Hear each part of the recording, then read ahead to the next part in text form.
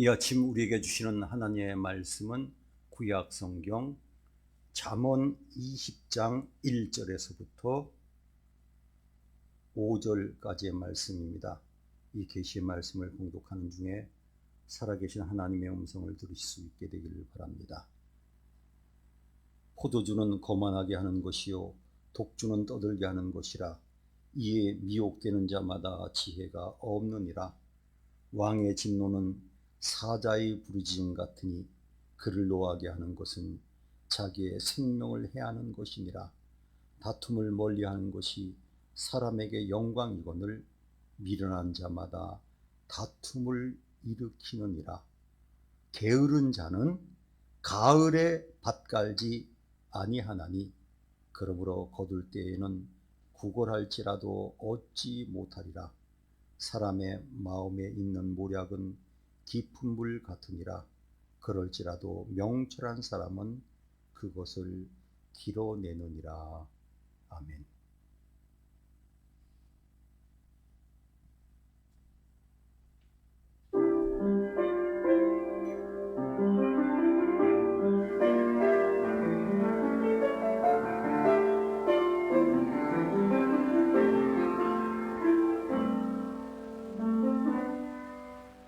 무엇이 변치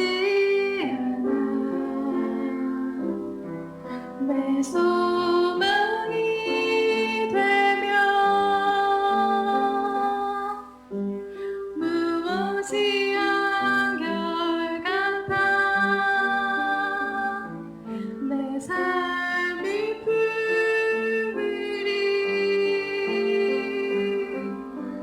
그 누가 날 만족해 해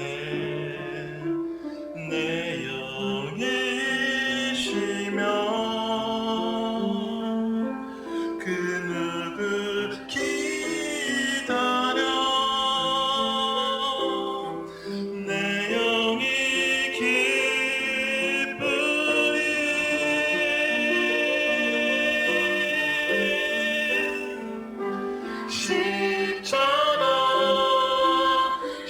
쉽잖아 그들은 나를 내 사랑이네.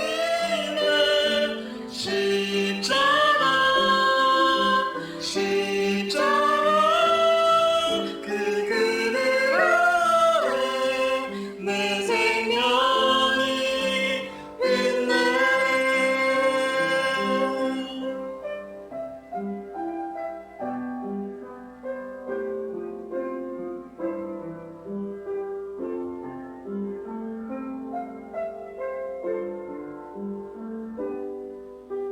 무엇이 변치 않아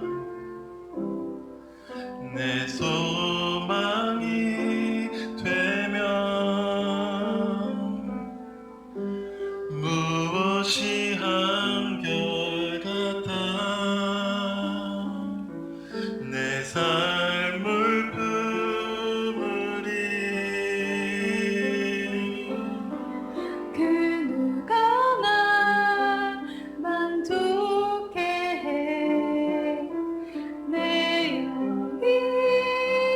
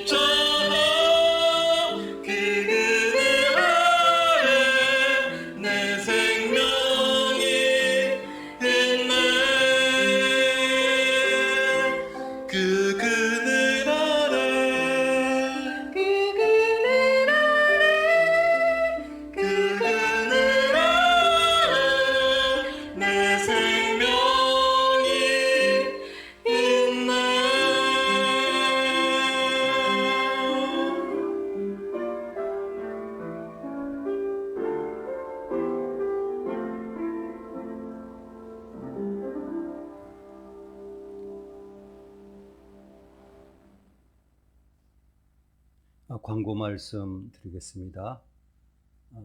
먼저 그 출애굽 다큐멘터리가 이제 제작이 완료되고 다음 주일 저녁에 이제 추석 앞두고 올리려고 기다리고 있습니다. 제가 이 출애굽 다큐멘터리는 그 비유로 그렇게 이야기합니다. 그 가수들이 뭐 인생곡이라고 하는 노래가 있다고 많은 곡을 발표한 가수도, 그래서 제가 인생곡과 같다고 다큐멘터리를 지금 5번째 만들고요. 또 영상 많이 제작했지만 정말 다른 것들과는 비교가 안 됩니다. 그리고 또 특별히 사우디아라비아를 넣은 이유는 전문가 중에 사우디아라비아를 갔다 온 한국 사람은 저밖에 없습니다. 이런 특별한 것을 갖고 이번엔 정말 정성 기울였습니다. 솔직히 말씀드리면 아주 몸살이 나고 진액이 빠질 정도로 열심히 만들었는데, 이제 저는 그렇게 소망합니다. 지금 우리 온 인류가 코로나19에 잡혀 있죠. 다 포로된 것 같이 있지 않습니까? 그래서 집단 탈출이란 뜻이죠. 출애굽이 한 민족 전체가 탈출한 것처럼 이 이후로 출애굽 한 이스라엘 민족처럼 우리가 코로나19로부터 좀 벗어났으면 좋겠다 하는 그런 간절함이 있습니다. 그래서 이번에는요, 방송국 안 좋습니다. 사실 지금까지 그 방송국이 마지막만 조금 편집 때만 도와주고 자신들이 만든 것처럼 나갔지만, 이번에는 우리 100% 자체 제작이라서 일부러 방송국 안 좋습니다. 본인들은 뭐 기다리고도 있을 수 있지만 해마다 좋기 때문에 이번에는 순수하게 우리 자체 제작입니다. 그래서 유튜브 채널에서 다큐멘터리를 제작했단 말은 저는 못 들어봤습니다. 그래서 위에서 기도해 주시고 이걸 보고 많은 분들이 좀 감동받을 수 있도록. 그 다음에 방송국은 원래 시간이 1시간짜리라 그러지만 46분밖에 안 돼서 참 아쉽지만 저희는 그래서 넣을 것 넣고, 그래서 52분, 6분은 엄청나거든요. 그래서 기도해 주시기 바랍니다. 또 우리 우 목사님 수고해 주셔가지고 예쁘게 추석맞이 가정 순서지를 만들었습니다. 가지고 가셔서 또 예배 드리실 때 사용하시면 좋겠습니다. 우리는 늘 실감 못하지만 지구상의 모든 사람이 우리와 같은 이 온대기후 지역에 살고 있지는 않습니다. 이 온대기후에 사는 우리의 특권이 무엇입니까? 봄, 여름, 가을, 겨울이 뚜렷합니다. 그러나 많은 곳에서는 이렇게 사계절이 뚜렷하지 않습니다. 제가 성지를 다니면서 처음에는 실감이 안 났던 것이 모든 사람이 봄, 여름, 가을, 겨울을 1년에 한 번씩 느끼며 사는 것은 아니라고 하는 것을 알게 되었습니다.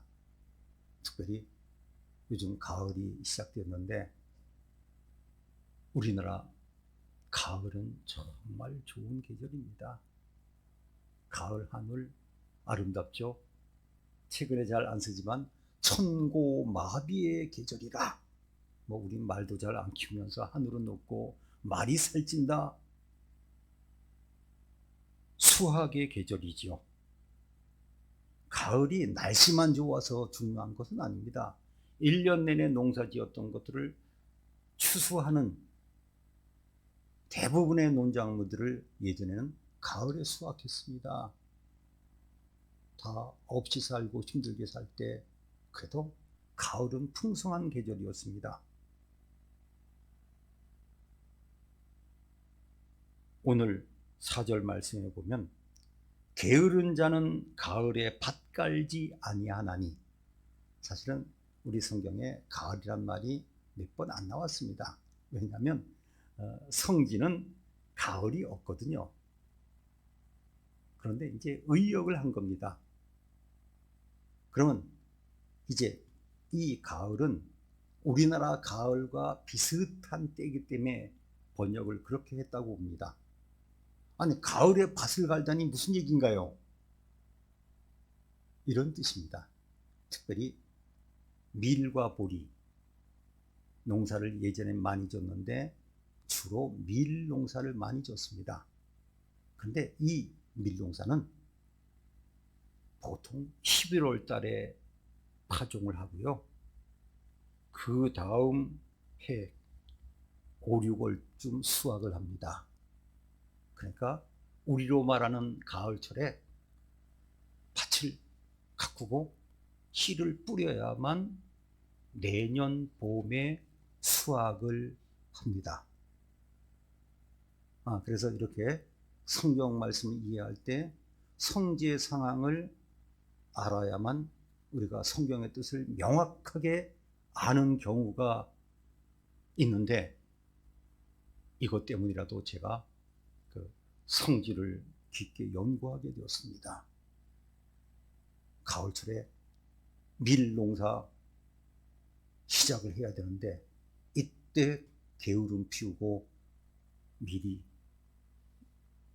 씨를 뿌리지 않으면 내년 봄에 수확할 때 수확할 것이 없습니다. 이스라엘은 10월 말부터 3월 말까지 우기입니다. 그래서 이스라엘은 겨울이라 그러지 않습니다. 우기라 그럽니다. 그런데 기온이 좀 내려가고 고산지대에는 눈이 오기도 해서 겨울로 여기기도 합니다. 사실 우리가 살아가면서 변화 중에 하나는요, 예전에 우리나라에서도 많은 분들이 농사를 짓고 살았습니다. 그래서 많은 분들이 직업이 농업이고, 또 많은 분들이 저는 농부의 아들로 태어났습니다. 그래서 어렸을 때 시골에서 이렇게 기억나십니까? 뭐 프랑카드 같은 데다가 한자로 썼죠. 농자 천하지 대본. 농업이 모든 것에 으뜸이다. 요즘 이런 거 잘 이야기하는 거 하지 않지만 뭐 쉽게 수입해 오는 세상이 됐지만, 그럼에도 불구하고 정말 중요한 것이 농사 짓는 일 아니겠습니까? 올 여름에 날씨가 안 좋고 그래가지고 지금 뭐 채소값이 고기값하고 비슷하다고까지 얘기합니다. 저는 참 요즘은 그렇게 얘기를 해주더라고요. 특목고라고 그러라고 해서 제가 배웠어요. 저는 특목고 출신입니다. 공부를 아주 잘해가지고 특수한 고등학교를 졸업했어요. 농업고등학교. 저희 집은 농사를 짓던 집이 아니지만 학교가 그거밖에 없으니까 3년 동안 어쨌건 농사 짓는 거 다 배웠습니다. 네. 농사 짓는 것부터 가축 키우는 것부터 양잠하는 것까지, 또 가공하는 것까지, 대패질까지, 못질하는 것까지 배웠습니다. 물론 제가 농사를 지으면서 살지는 않게 되었지만, 그래서 농사의 중요성을 늘 깨닫습니다. 요즘 정말 걱정이, 웬만한 시골에 농사 짓는 후계자들이 없어 앞으로 어떻게 될까 하는 것은 큰 걱정입니다.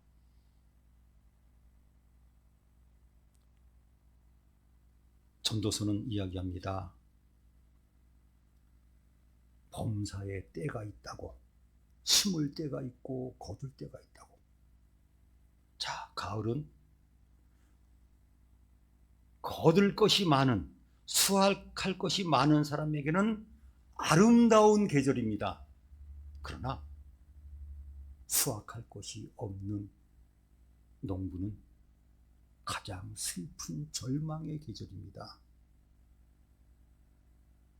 올해도 기상이변일에서 많은 과수원들이 수확을 거의 포기한 보도를 보았습니다. 그래서 올해도 일부 과일은 굉장히 비쌀 거라고 합니다. 저는 가을철이 되면 생각나는 말씀이 있습니다. 유다서 1장 12절입니다. 물론 유다서는 1장밖에 없습니다. 이 유다서를 쓴 유다는 신약 성경에 그 유다라고 하는 이름을 가진 사람이 6명이 됩니다. 그 중에서 가장 영향력이 있는 분, 예수님의 친동생이 쓴 겁니다. 그는 24절밖에 안 되는 이 짧은 유다서에서 13절에 걸쳐서 쓴 내용이 거짓 교사를 조심하라고 하는 겁니다. 그 시절도 우리 기독교 안에 거짓 교사들이 많았습니다. 지금도 마찬가지입니다. 이른바 이단들, 잘못된 신앙을 가르치는 사람은 예수님 이후부터 지금까지 계속되어 왔습니다. 그 피해가 큽니다. 안 믿는 사람들은 똑같이 보이지 어떻게 알겠습니까? 그런데 그가 이렇게 거짓 교사들을 이야기합니다. 그 거짓 교사들은 죽어서 뿌리까지 뽑혀진 열매 없는 가을나무라고 이야기합니다. 가만히 보니까 말은 그럴싸한데 열매가 없어요. 가을철이 됐는데. 그래서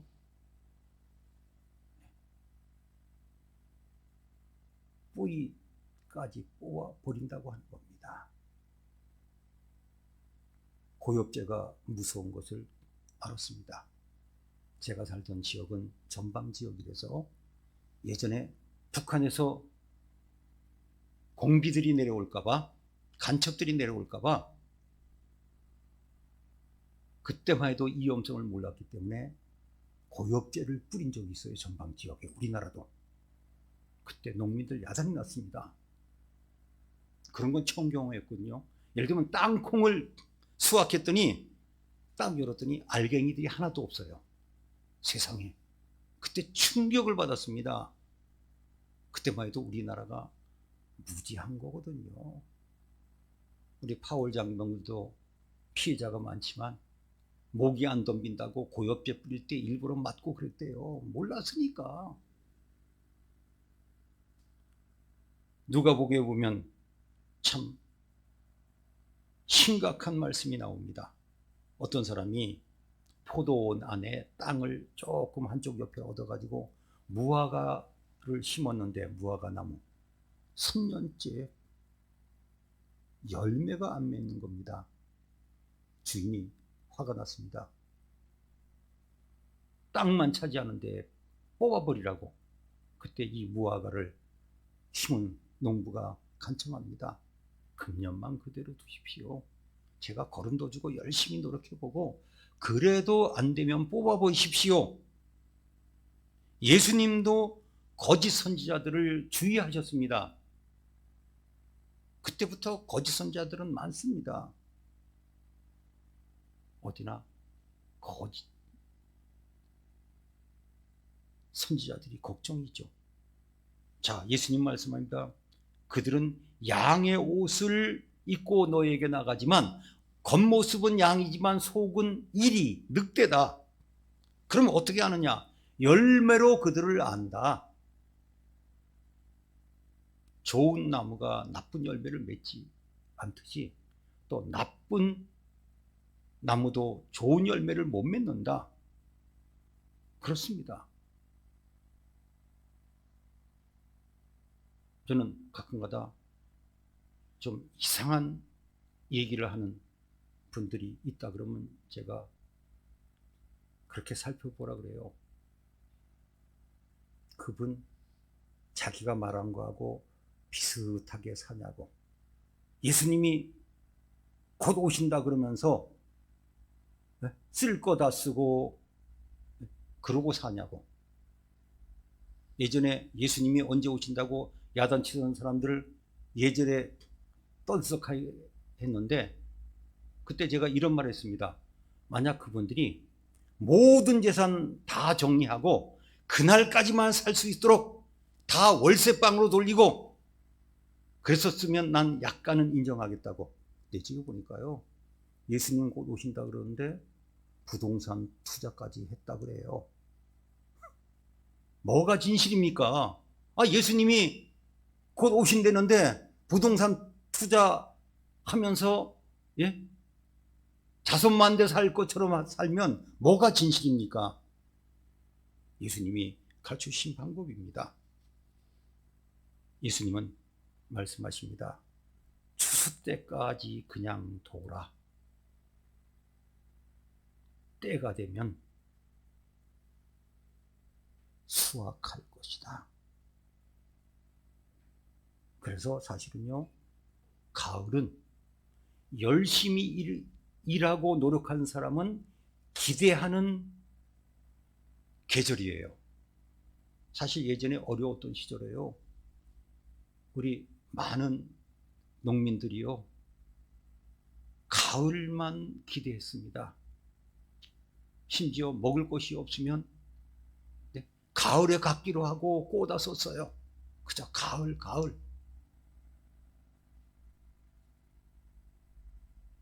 그리고 가을을 기다렸는데 그 가을이 열심히 일하고 수확이 기다리는 사람에게는 축복의 계절입니다.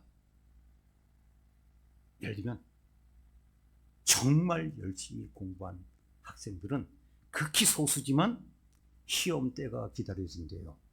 봐요. 힘들기도 하지만 내 실력을 발휘할 수 있는 날이니까요. 공부할 때는 비슷해 보이지만 시험 결과에 따라 내 노력이 나타난다고 하는 거 아닙니까? 심판이라고 하는 말을 생각해 봅니다. 죄 지은 사람은 벌 받을 때지만 잘한 사람은 상 받을 때입니다. 그래서 성경에 참 두려운 단어가 반복되는 것을 보았습니다. 화 있을 진저, 재앙이 있을 진저. 어떤 사람에게는 화가 있을 것 같이 여기지만 반면에 어떤 사람에게는 복이 기다리고 있습니다. 미래에 관한 말인데 화 있을 진저. 근데 이렇게는 성경에 없어요. 복 있을 진저. 이런 번역은 대조적으로 없어서 아쉬웠습니다만은 가을은 열심히 노력한 사람에게는 복 받는 계절입니다. 어떤 분들은 그래요. 농사 자체는 정직하대요. 그야말로 30배, 60배, 100배의 결실을 맺는 것이니까 신기하대요. 한 개를 심었는데 이렇게 늘어나니까 우리 신앙은 때로는 이 농사로 비유됩니다. 우리 예전에 자녀 교육을 우리 어르신들은 그렇게 얘기했어요. 자식 농사 잘 지어야지. 저는 이 말을 쓰고 싶습니다. 우리 인생은 신앙 농사를 잘 지어야 됩니다. 복음의 씨를 뿌리고 믿음의 씨를 뿌리고 이 믿음이 잘 자라서 아름다운 열매를 맺으면 얼마나 아름답겠습니까? 저는 신앙 농사에 실패한 사람을 한 사람만 성경에서 찾아보았습니다. 바로 사울 왕입니다. 그는 이스라엘 왕국의 최초의 왕이었습니다. 처음에는 참 좋았습니다. 그런데 그가 점점 하나님 말씀을 듣지 않자 하나님께서는 사무엘을 통해서 이렇게 통보하셨습니다. 내가 사울을 왕으로 세운 것을 후회한다. 이유가 뭐냐? 나를 따르지 않고 내 명령을 지키지 않았기 때문이다.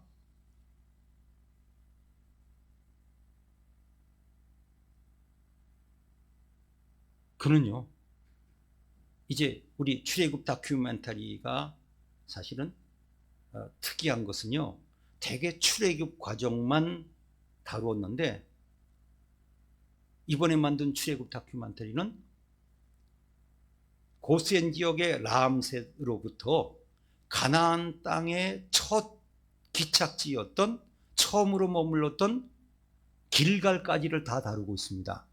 이 길갈은 사울 왕 때까지 이스라엘 민족에게 수도 역할을 했던 중요한 곳입니다. 이스라엘 민족이 가나안 땅에 도착해서 처음 머무른 여리고 앞의 길갈이 이렇게 중요했었습니다. 그런데 그가 갈멜이라고 하는 곳에 들려가지고 자기를 위해서 기념비를 세웠어요. 자기를 위해서. 그리고 길갈로 내려갔습니다. 그곳에서 불순종했습니다. 이스라엘 민족이 처음으로 도착한 이 길갈이 사울 왕이 불순종으로 하나님의 책망을 받은 곳으로 바뀌었습니다. 참 슬픈 이야기예요. 반면에 신앙 농사에 성공한 두 사람을 생각해 보았습니다. 우리가 잘 아는 다윗입니다. 다윗은 늘 인간적으로 정말 부러운 이유가 있습니다. 젊었을 때는 정말 고생했지요. 사울 왕이 죽이려고 해서 도망 다녔죠. 내 블레셋으로 도망갔다가 정말 미친 사람 흉내까지 내는 비굴함 속에서 겨우 살아났죠. 어쨌건 이스라엘의 왕이 됐지만 왕이라는 자리가 사람들 앞에는 대단한 자리지만 참 힘든 자리입니다. 그야말로 무한 책임을 지는 자리 아닙니까? 그런데 그는 말년이 편안했습니다. 먼저 그는 자신의 꿈을 이루어줄 후계자를 정했습니다. 그리고 솔로몬이 자신의 왕국보다 더 넓은 왕국을 이루었습니다. 제가 솔로몬을 늘 강조하는 이유는 모세나 아브라함에게 얘기하셨던 모든 땅을 다 정복해 본 유일한 사람이 솔로몬입니다. 그런 의미에서는 성서지리로 볼 땐 다윗보다 솔로몬이 더 대단합니다. 저는 그래서 솔로몬을 그렇게 대단하게 칩니다. 아버지는 지금 다메섹 부분까지밖에 정복을 못했는데 그는 하나님 말씀에서 약속한 유프라테스 강까지, 그래서 시리아 사막에까지 성읍을 건설했습니다. 그리고 아버지가 지어야 되는 못 지은 성전을 지어드렸습니다. 또 한 가지 아름다운 것은 아름다운 말년을 보냈습니다. 그는 그야말로 자연사했습니다. 열왕기상 2장 10절을 봅니다. 다윗이 그의 조상들과 함께 누워 다윗성에 장사하니. 이스라엘 사람들은 왕이 제대로 하다가 죽으면 제대로 묻었지만 잘못된 왕들은 왕들의 무덤에 묻지 않아 버렸습니다. 그러니까 요즘으로 말하면 잘못된 지도자는 국립묘지에 안 묻었다는 뜻입니다. 무서운 민족이에요. 또 한 가지 모세를 생각해 봅니다. 그는 가나안 땅엔 들어가 보지 못했지만 가나안 땅을 바라보고 인생을 마쳤습니다. 신명기 34장 7절을 봅니다. 모세가 죽을 때 나이 120세였으나 그의 눈은 흐리지 아니하였고 기력이 쇠하지 아니하였더라. 참 그야말로 120세에 죽었습니다. 사실 저는 어렸을 때 이 말씀이 실감이 안 났어요. 아니 어떻게 120세까지 사나. 사실 제가 어렸을 때만 해도요, 우리나라에서 120세 사는 분들, 100세 넘은 분들 거의 없지 않았습니까? 요즘 뭐 그렇죠, 웬만하면 이 나이까지 살 수도 있다면서요. 그는 아름다운 인생을 마쳤습니다.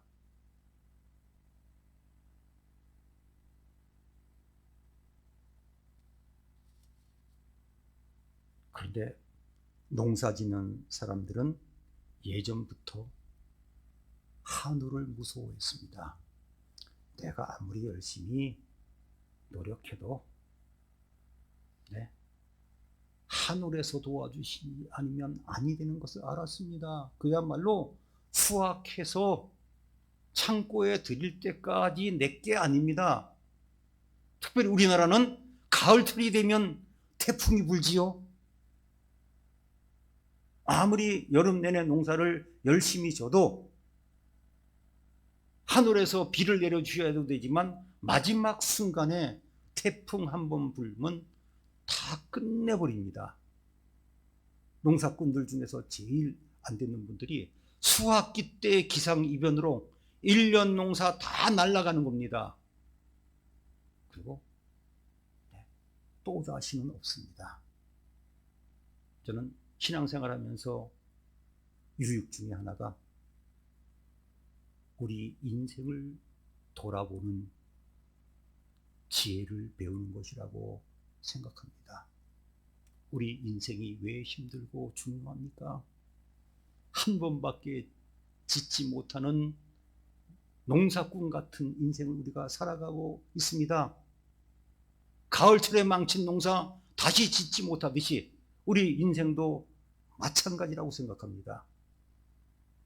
제가 유튜브를 시작한 지 벌써 2년이 다 돼가는데 유튜브에 참 두려운 것 한 가지가 있습니다. 혹시 유튜브의 제작이 잘못됐으면 올리고 난 뒤에는 못 고쳐요. 아예 내려버려야지. 그래서 긴장됩니다. 올리는 것까진 자유인데 올리고 난 뒤에 올린 내용은 못 고칩니다. 혹시 실수가 보여도 그대로 두든지 아니면 아예 내려버려야 됩니다. 또다시는 없습니다.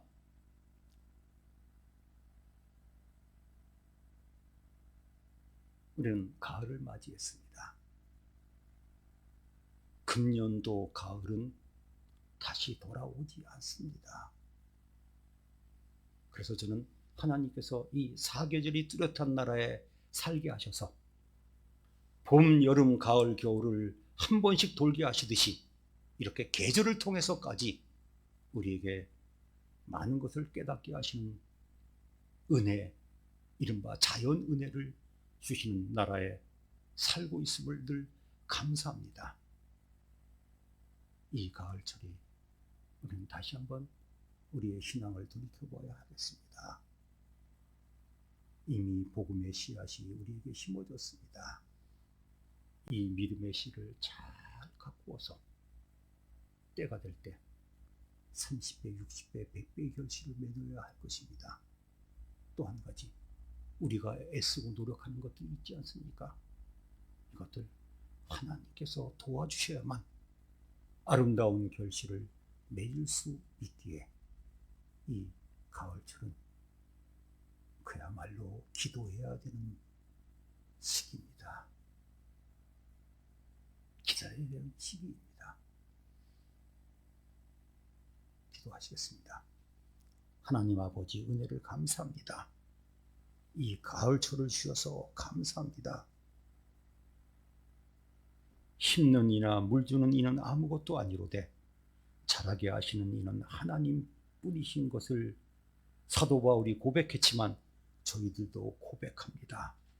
하나님, 저희들의 신앙, 인생, 애쓰는 것들이 아름다운 결실을 맺어 저희들도 기쁘고 하나님께도 영광 돌릴 수 있는